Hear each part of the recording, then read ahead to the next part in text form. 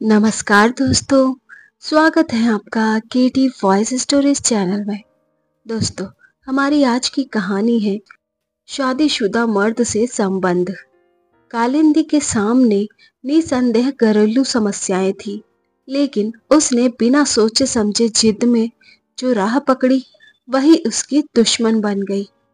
दिलीप रायपुर मोहल्ले में अपनी पत्नी कालिंदी के साथ रह रहा था।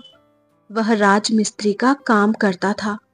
दिलीप की पत्नी कालिंदी चाहती थी कि दिलीप कोई ऐसा काम करे जो एक जगह बैठकर हो जाए।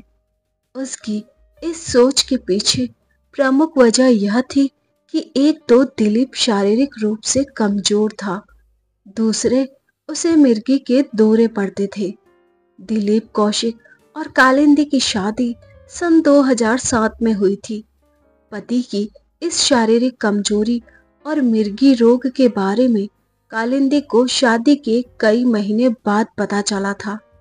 उसके माँ बाप की आर्थिक स्थिति काफी कमजोर थी, इसलिए उसके 19 वर्ष का होते ही उन्होंने दिलीप से उसकी शादी कर दी थी। शादी से पहले वह ज्यादा छानबीन भी नहीं कर पाए थे। शादी के बाद जब कालिंदी को पता चला तो उसने कह सुनकर दिलीप का इलाज कराने का प्रयास किया, लेकिन इससे कोई खास लाभ नहीं हुआ। मिर्गी का दौरा कब, कहां और किस समय आएगा इसका कोई पता नहीं होता। एक बार दिलीप जब नए बन रहे मकान की छत की ढलाई कर रहा था तो सीढ़ी पर चढ़ते समय उसे मिर्गी का दौरा पड़ गया। फलस्वरूप वह जमीन पर आ गिरा। गिरने से उसके शरीर में चोटें तो आई ही, उसका दाहिना पैर फ्रैक्चर भी हो गया। करीब 1.25 महीने तक उसके पैर पर प्लास्टर चढ़ा रहा। प्लास्टर कटा तो वह 8 से 10 दिन बाद तक काम पर नहीं जा सका। मजबूरी में घर का खर्च चलाने और पति के लिए दवा वगैरह के इंतजाम के लिए कालिंदी को बेलदारी का काम करना पड़ा। कहते हैं छत्तीसगढ़ की महिलाएं मेहनत व भार उठाने के मामले में मर्दों से कमतर नहीं होती। बेलदारी हो या फिर बोझा उठाने वाला दूसरा कोई काम, छत्तीसगढ़ की महिलाओं का कोई मुकाबला नहीं। लगभग 2 महीने बाद दिलीप भी पत्नी के साथ काम पर जाने लगा, पर अब वह न तो पहले की तरह मेहनत कर पाता था और न भार उठा पाता था। अभी तक महीना ही बीता था कि अचानक एक दिन फिर से काम के दौरान दिलीप को मिर्गी का दौरा आ गया। संयोग से उस समय वह बैठा हुआ था। दौरा पड़ते ही दिलीप जमीन पर लुढ़क गया और उसके हाथ पांव ऐंठने लगे। कुछ देर बाद वह होश में तो आ गया, लेकिन ठेकेदार ने उसकी हालत से डरकर उसे काम पर आने से मना कर दिया। इसके 4-5 महीने पहले दिलीप जब अपना काम निपटा कर घर लौट रहा था तो लौटते वक्त अचानक उसे सड़क पर ही दौरा पड़ा और वह वहीं गिर गया। अगर पीछे से आ रहे ट्रक के ड्राइवर ने सावधानी ना बरती होती तो वह जरूर ट्रक की चपेट में आ जाता। तब से कालिंदी उसे लेकर बहुत डरने लगी थी। कालिंदी दिलीप को लेकर कोई खतरा नहीं उठाना चाहती थी, इसलिए उसने फैसला कर लिया कि अब काम पर वह अकेले ही जाया करेगी। कालिंदी जिस जगह काम कर रही थी वहां का काम खत्म हो गया तो वह एक बड़े कंस्ट्रक्शन ठेकेदार की साइट पर काम करने लगी। वहां पर मजदूरों के साथ 7-8 महिलाएं भी काम कर रही थी। कालिंदी काम पर जाने लगी तो दिलीप का ज्यादातर समय अपने 3 वर्षीय बेटे बबलू के साथ बीतने लगा। उसकी देखभाल की पूरी जिम्मेदारी उसी के कंधों पर थी। वह अड़ोस पड़ोस के कुछ दुकानदारों का छोटा मोटा काम करके अपने चाय नाश्ते का जुगाड़ कर लेता था। शाम को कालिंदी काम से घर लौटती, फिर खाना बनाती और पति व बेटे को खिलाती। दिलीप और कालिंदी की उम्र लगभग 28-29 साल थी। इस उम्र में दाम्पत्य सुख जरूरी होता है, लेकिन थकी हारी होने की वजह से कालिंदी का ध्यान इस ओर नहीं जा पाता था, जबकि दिलीप अपनी शारीरिक कमजोरी की वजह से पत्नी में कोई ज्यादा रुचि नहीं रखता था। दिलीप की शारीरिक कमजोरी की एक वजह यह भी थी कि वह बचपन में कुपोषण का शिकार हो गया था। कालिंदी जिस जगह काम कर रही थी, वहां 20 महिला पुरुष काम करते थे। उन्हीं में से एक थी चांदनी। कालिंदी की हम उम्र चांदनी भी एक गरीब परिवार की शादीशुदा महिला थी। वह बेलदारी करती थी, जबकि उसका पति एक दुकान पर नौकरी करता था। एक ही जगह एक ही तरह का काम करते करते कालिंदी और चांदनी में अच्छी निभने लगी थी।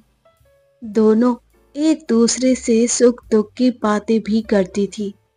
चांदनी कहने को तो बेलदारी करती थी, लेकिन उसने दुनिया देखी थी। वह तेज तर्रार औरत थी। घुलने मिलने के कारण चांदनी कालिंदी के जीवन से जुड़ी हर छोटी बड़ी बातें जान गई थी। इसके बाद दोनों खुल खुल कर बातें करने लगी थी। एक दिन लंच टाइम में चांदनी और कालिंदी जब साथ साथ लंच कर रही थी, तो चांदनी ने कालिंदी से कहा, देख कालिंदी, मेरा मानना है कि औरत के लिए पुरुष का प्यार उतना ही जरूरी है जितना पेट भरने के लिए रोटी। मैं तो यह कहती हूँ कि तू अपने लिए एक अच्छा सा मर्द ढूंढ ले, जो तेरी शारीरिक जरूरतों को पूरा कर सके, क्योंकि तेरा पति तो इस लायक है नहीं। कालिंदी चांदनी की बातें चुपचाप सुन रही थी। उसकी समझ में नहीं आ रहा था कि वह उसकी बेतुकी बातों का क्या जवाब दे। फिर भी शर्माते सकुचाते हुए उसने कह दिया, क्या करूं चांदनी, मुझे दिलीप की हालत पर तरस आ जाता है, इसलिए अपनी इच्छाओं को दबा कर रखती हूँ। तो ठीक है, तरसती रह इसी तरह। चांदनी ने थोड़ी कटुता से कहा, तेरी जगह तेरा पति होता तो ढूंढ लेता किसी और को। अब कभी मुझे अपना दुखड़ा मत सुनाना। कालिंदी को लगा कि चांदनी बुरा मान गई है। वह उसकी मनुहार करते हुए बोली, चांदनी, इसमें बुरा मानने की कोई बात नहीं है। तू क्या समझती है, मेरा मन नहीं होता कि कोई चाहने वाला हो, लेकिन इसके लिए कोई ऐसा भी तो हो जो मन को भाए, जिस पर विश्वास किया जा सके। सड़क पर इज्जत थोड़े ही नीलाम करनी है। तू जो कुछ कह रही है मैं अच्छी तरह समझती हूँ। मैंने तुझे यह सब इसलिए कहा है कि हम लोग जिस सुपरवाइजर के साथ काम करते हैं, मैंने उसकी आंखों की भाषा पढ़ी है। वह तुझ पर कुछ ज्यादा ही मेहरबान है। चांदनी आगे कुछ कहती, इससे पहले ही कालिंदी के चेहरे पर रहस्यमय सी मुस्कान फैल गई। वह नजरें झुकाकर बोली, कहीं तू राम कुमार की बात तो नहीं कर रही है? बिल्कुल ठीक समझी तू, कहकर चांदनी चुप हो गई। तो कालिंदी ने कहा, लेकिन वह तो शादीशुदा है, 2 बच्चों का बाप है। तो तुझे क्या लगता है हमारे जैसी शादीशुदा और मां बन चुकी औरतों पर कोई कुंवारा लड़का लाइन मारेगा? पता है, औरत हो या मर्द, शादीशुदा लोगों को दुनियादारी की ज्यादा समझ होती है। वैसे भी ऐसे लोगों को अपने पार्टनर की इज्जत से अपनी इज्जत की कई ज्यादा फिक्र रहती है। रही बात राम कुमार की, तो वह तुझसे उम्र में 2-3 साल छोटा ही है। जहाँ कालिंदी और चांदनी काम करती थी, वहां राम कुमार सुपरवाइजर था। 26 वर्षीय राम कुमार बघेल का काम था बिल्डिंग निर्माण में लगे मजदूरों पर नजर रखना और इस्तेमाल होने वाले सामान का ख्याल रखना। राम कुमार की नजर जवान औरतों पर रहती थी। चांदनी उसकी गिरफ्त में थी, जबकि कालिंदी पर उसकी नजरें जमी हुई थी। चांदनी से राम कुमार ने कहा था कि वह कालिंदी को उसके करीब ले आएगी तो वह उसे इनाम देगा। वैसे भी वह कालिंदी का खास ख्याल रखता था। कालिंदी जवान थी, पुरुष सानिध्य की चाह उसके मन में भी थी। चांदनी के उकसाने पर वह भी धीरे धीरे राम कुमार की ओर आकर्षित होने लगी। जल्दी ही राम कुमार समझ गया कि वह समर्पण के लिए तैयार है। उसने थोड़ा प्रयास किया तो वह उसकी बाहों में सिमट गई। राम कुमार का घर कालिंदी के घर से महज 1 किलोमीटर दूर ही था। उसके परिवार में पत्नी पूनम के अलावा 2 बच्चे थे। 4 साल का बेटा जीतू और 2 साल की बेटी जूली। राम कुमार की कालिंदी से नजदीकी बढ़ी तो वह उसे शहर घुमाने ले जाने लगा। कालिंदी ने भी उसे अपने घर बुलाना शुरू कर दिया। वह जिस तरह से उसकी खातिरदारी करती थी और जैसे उससे हंसी ठिठोली करती थी, उससे दिलीप को समझते देर नहीं लगी कि कालिंदी के पांव बहक गए हैं। चूंकि घर का खर्च कालिंदी की कमाई से ही चल रहा था, इसलिए शुरू शुरू में दिलीप जानबूझकर चुप रहा। उसकी इस चुप्पी का कालिंदी ने नाजायज फायदा उठाया और राम कुमार के साथ घर में ही रास रचाने लगी। राम कुमार आता तो वह कभी बेटे बबलू को घुमाने के बहाने तो कभी कोई सामान लाने के बहाने दिलीप को घर से बाहर भेज देती थी और राम कुमार को लेकर अंदर से कमरा बंद करके मस्ती में डूब जाती थी। ऐसा नहीं था कि दिलीप कालिंदी की इस चाल को समझता नहीं था, लेकिन मोहल्ले वालों और पड़ोसियों के बीच तमाशा ना बने इसलिए चुप रह जाता था।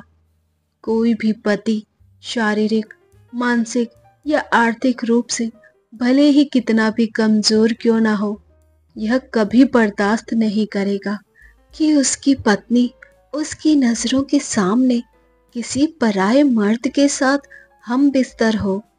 यह बात दिलीप के साथ भी थी। एक तरफ दिलीप पत्नी और रामकुमार के संबंधों को लेकर परेशान था, तो दूसरी तरफ कालिंदी की आंखों से शर्मो हया का पर्दा बिल्कुल हट गया था। वह पूरी तरह बेशर्म और निर्लज हो गई थी। अब वह पति की मौजूदगी में ही उसे लेकर कमरे में चली जाती और अंदर से दरवाजा बंद कर लेती।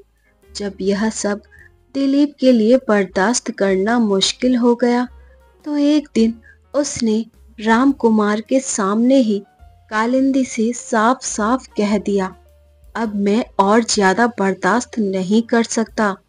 अपने यार से कहो यहाँ न आया करे। आएंगे, जरूर आएंगे। इस घर पर जितना तुम्हारा हक है उतना ही मेरा भी है।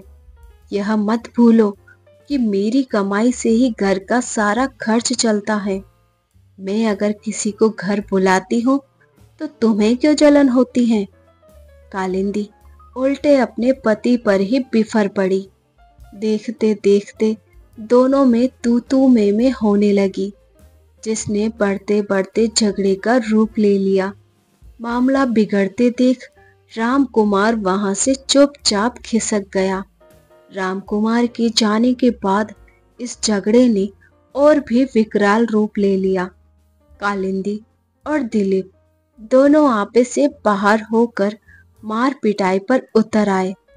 पति पत्नी को लड़ते देख अड़ोसी पड़ोसी भी आ गए। पड़ोसियों ने दोनों को समझाया, लेकिन कोई भी झुकने को तैयार नहीं हुआ।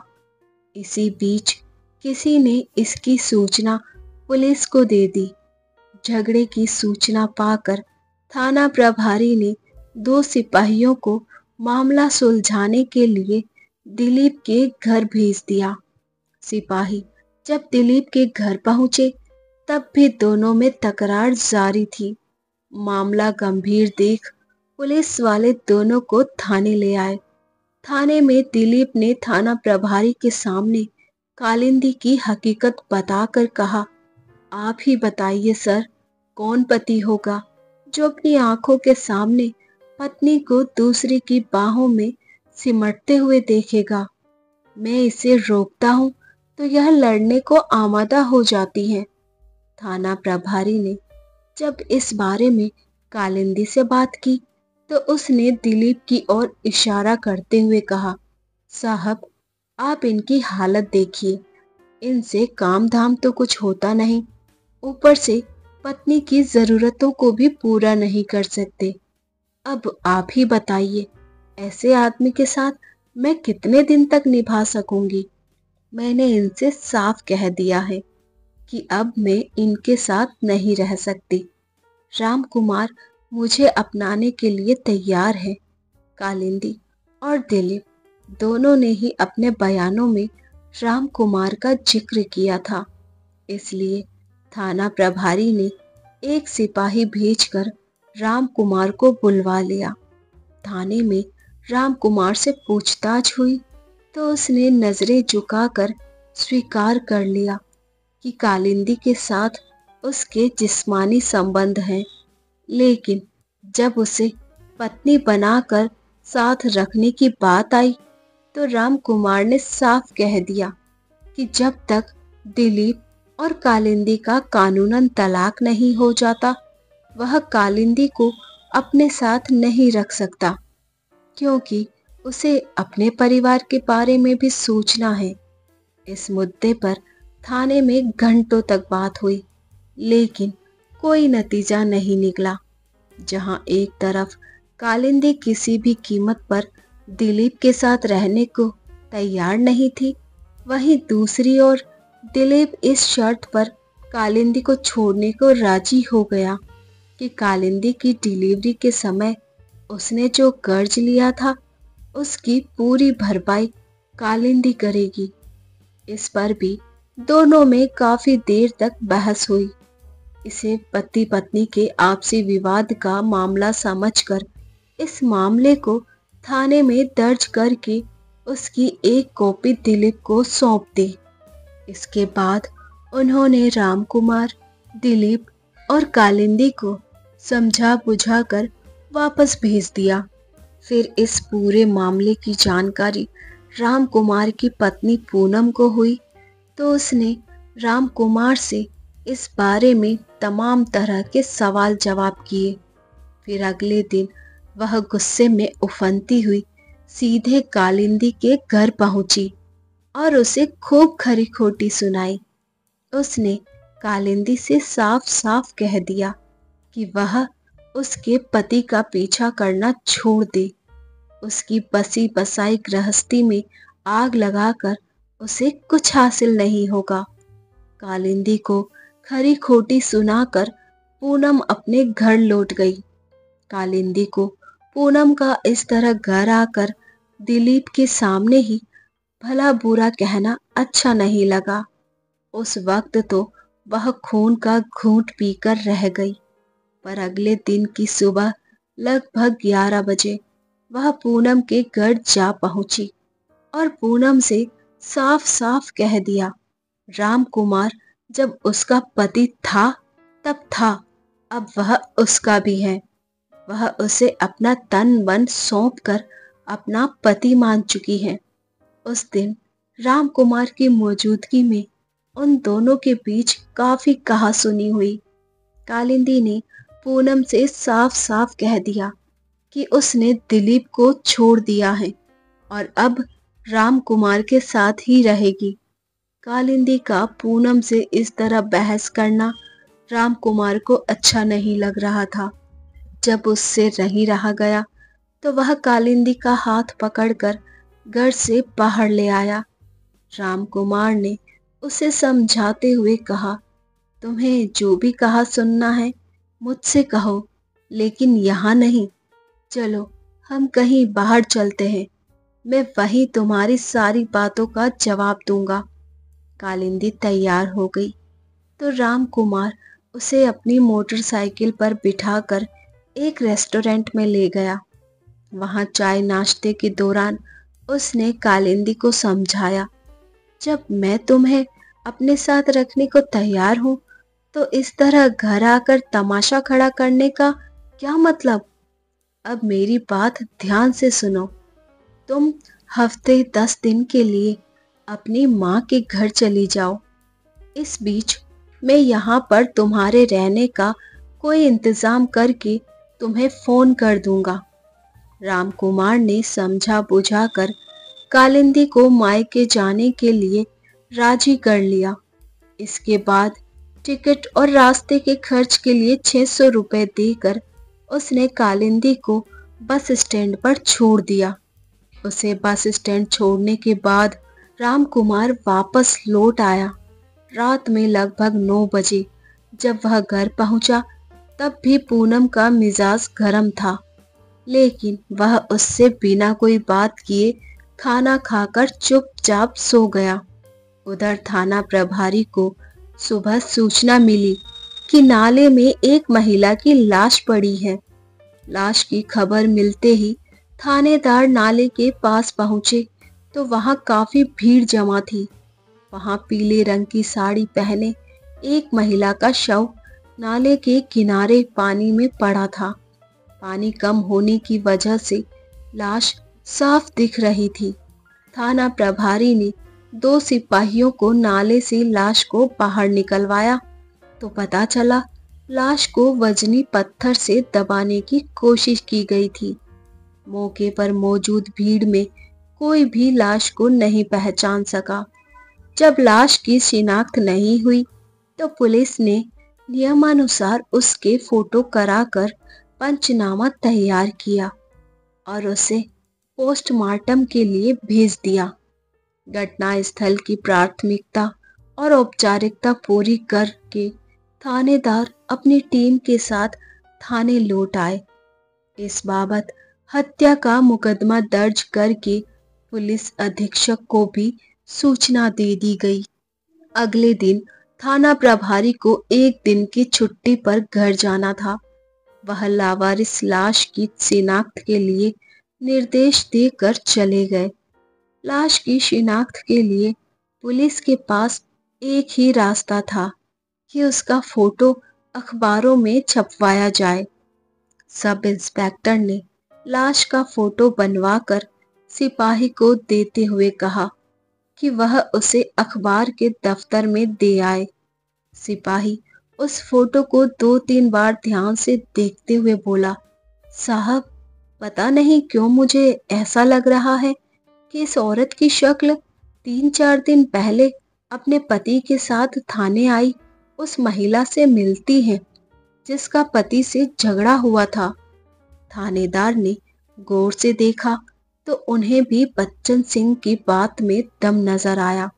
उन्होंने बच्चन सिंह से कहा, रिकॉर्ड से उसके पति का पता लेकर उसके घर जाओ। पहले उससे उसकी पत्नी के बारे में पूछना। उसकी बातों से कई चीजें साफ हो जाएगी। कुछ गड़बड़ लगे तो उसे थाने ले आना। सब इंस्पेक्टर के निर्देश पर दिलीप के घर जाकर उसकी पत्नी कालिंदी के बारे में पूछताछ की तो पता चला कि वह 2 दिन पहले सुपरवाइजर राम कुमार से मिलने की बात कहकर घर से निकली थी। तब से वह वापस नहीं लौटी है। सिपाही बच्चन सिंह दिलीप से ज्यादा सवाल जवाब न करके उसे अपने साथ थाने ले आया। थाने में एसआई ने जब नाले में मिली लावारिस लाश के फोटो दिलीप के सामने रखे तो उसने स्वीकार कर लिया कि वह लाश उसकी पत्नी कालिंदी की ही है। अब सवाल यह था कि कालिंदी जब राम कुमार से मिलने की बात कहकर घर से निकली थी तो उसकी लाश नाले में कैसे पहुंच गई। अगर दिलीप की बात सही थी तो इस सवाल का जवाब राम कुमार ही दे सकता था। थानेदार 2 सिपाहियों को साथ लेकर राम कुमार के घर पहुंचे। राम कुमार तो घर पर नहीं मिला, पर उसकी पत्नी पूनम से यह पता जरूर चल गया था कि वह 9 बजे ही अपनी कंस्ट्रक्शन साइट पर चला गया था। यह जानकारी भी मिली कि कालिंदी पूनम के घर आई थी और उससे खूब लड़ी थी। बाद में राम कुमार उसे लेकर घर से बाहर निकल गया था। पूनम से कुछ और जानकारी और राम कुमार का मोबाइल नंबर लेकर थाने लौट आए। थाने आकर थानेदार ने राम कुमार के मोबाइल पर फोन मिलाया तो पता चला वह एक निर्माणाधीन बिल्डिंग की साइट पर काम कर रहा है। इस पर उन्होंने उससे कहा, राम कुमार, मैंने तुम्हें फोन इसलिए किया है कि दिलीप कौशिक अपनी पत्नी कालिंदी के साथ थाने में बैठा है। इन लोगों का कहना है कि तुमने कालिंदी के सामने दिलीप को जान से मारने की धमकी दी है, इसलिए तुरंत थाने चले आओ, हम आप लोगों का समझौता करा देते हैं।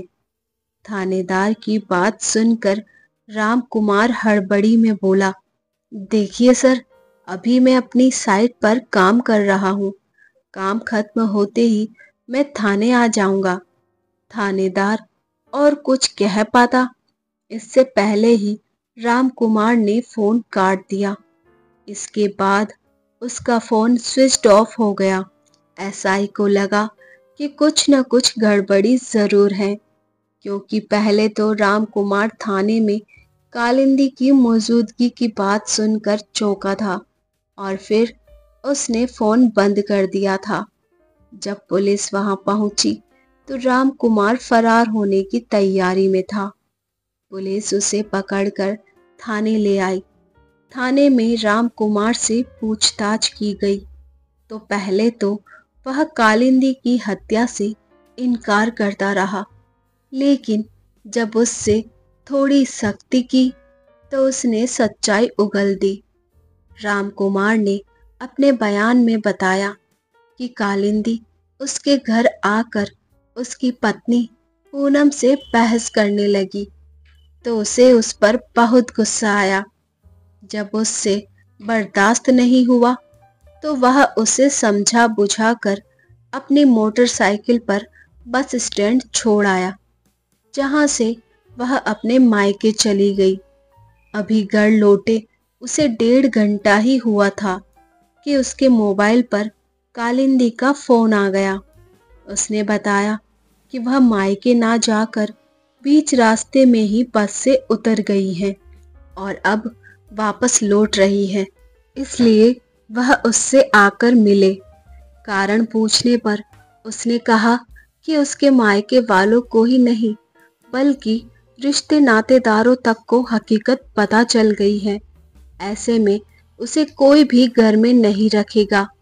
राम कुमार के अनुसार उसे कालिंदी की इस हरकत पर काफी गुस्सा आया। अगर वह कालिंदी की बताई गई जगह पर नहीं पहुंचता तो कालिंदी उसके घर पहुंच जाती, इसलिए वह उसकी बताई जगह पर पहुंच गया। तब तक 7:30 बज चुके थे। वहां से वह कालिंदी को अपनी मोटरसाइकिल पर बिठाकर नाले की ओर निकल गया, क्योंकि उस रास्ते पर लोगों का कम ही आना जाना होता है। नाले के पास पहुंचकर उसने अपनी बाइक नाले के किनारे खड़ी कर दी और कालिंदी पर गुस्सा होते हुए कहा, मेरे इतना कहने और समझाने के बावजूद तुम हफ्ते भर अपने मायके में नहीं रह सकी। अब बताओ मैं तुम्हें कहाँ रखूं? पूनम तो साथ रहने नहीं देगी। इस पर कालिंदी नाराज होते हुए बोली, अब ना तो मेरा कोई मायका है और ना ससुराल, मैं सब कुछ पीछे छोड़ आई हूँ। तुम ही बताओ, ऐसे में मैं कहाँ जाऊं? जहन्नुम में जाओ, पर मेरा पीछा छोड़ दो, राम कुमार ने कहा।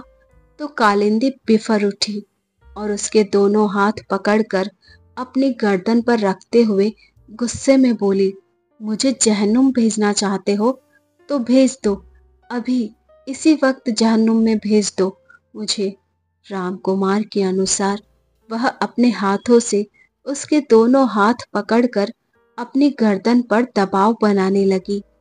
इस पर उसने कालिंदी को समझाने की कोशिश की, लेकिन वह गुस्से में आग बबूला होती हुई बार बार जहन्नुम भेजने की बात कहकर उसे गुस्सा दिलाने लगी। आखिर उसे गुस्सा आ ही गया और उसका हाथ सचमुच कालिंदी की गर्दन पर कसने लगा। फिर देखते ही देखते उसके हलक से आवाजें निकलने लगी। फिर कुछ देर में उसका शरीर रामकुमार के कंधे पर लुढ़क गया। कालिंदी को निष्प्राण हुआ देख वह डर गया। उसने इधर उधर नजर दौड़ाई तो वहां दूर दूर तक कोई भी नहीं था। यह देख उसने राहत की सांस ली और पैंट व अंडरवियर पहने पहने ही कालिंदी के शव को लेकर नाले में उतर गया। किनारे से 2-4 कदम आगे जाकर उसने उसकी लाश को पानी में छोड़ा और फिर किनारे से वजनी पत्थर लाकर उसके ऊपर रख दिया ताकि वह तुरंत पानी से ऊपर न आ सके। वहां से वह सीधे अपने घर लौट आया। रामकुमार ने पश्चाताप जाहिर करते हुए कहा, काश कालिंदी बार बार जहन्नुम भेजने की बात कहकर मुझे गुस्सा न दिलाती तो शायद मेरे हाथों इतना बड़ा अनर्थ न होता। दरअसल वह यह नहीं समझ पा रही थी कि मेरी पत्नी और 2 बच्चे हैं और मुझे उन्हें भी देखकर चलना पड़ेगा। पोस्टमार्टम रिपोर्ट में भी कालिंदी की मौत की वजह दम घुटना ही बताई गई थी। उसकी मौत पानी में दम घुटने से नहीं बल्कि गला दबाने से हुई थी। थाना प्रभारी ने कालिंदी की हत्या करके लाश को छुपाने के आरोप में रामकुमार के खिलाफ केस दर्ज किया और जरूरी पूछताछ के बाद पुलिस ने रामकुमार को 25 नवंबर को अदालत में पेश किया, जहां से उसे न्यायिक हिरासत में जेल भेज दिया गया। तो दोस्तों, ये थी हमारी आज की कहानी। आई होप आपको पसंद आई होगी। ऐसी और कहानियों के लिए बने रहिए हमारे साथ। वीडियो को लाइक और शेयर करें, चैनल को सब्सक्राइब करें।